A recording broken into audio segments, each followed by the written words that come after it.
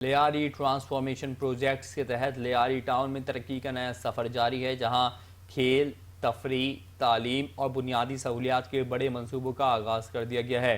کلری ground اور عثمان park کی اثر نو تعمیر کی گراؤنڈ بریکنگ تقریب منعقد ہوئی، جس میں صوبائی وزیر بلدیات سید ناصر حسین شاہ اور میئر کراچی بیرسٹر مرتضی وہاب نے شرکت کی۔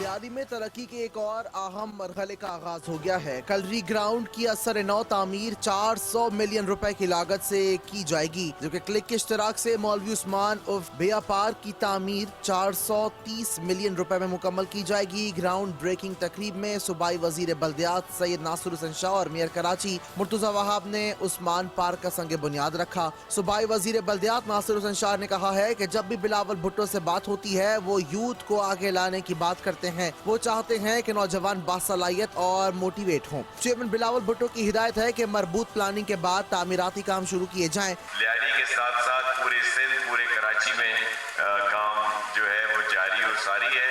جو چیئرمین بلاول بھٹو زرداری صاحب کا ویژن ہے ترقی کا، بہتری کا، بھلائی کا، جس کو پورا کرنے کے لیے سی ایم سندھ مراد علی شاہ صاحب اور اس کی پوری ٹیم دن رات کوشاں ہیں اور وہ اپنا کام کر رہی ہے۔ میئر کراچی مرتضی وہاب نے اعلان کیا کہ لیاری کے لیے بجٹ میں 5 ارب روپے مختص کیے گئے ہیں۔ تو اس وقت سارا فوکس جو ہے اس ماسٹر پلان میں پہلے سیوریج اور پانی کے مسائل کو حل کرنا ہے، اس کے ساتھ ساتھ لائنوں کو ڈالتے ہوئے سڑک کو بنانا ہے۔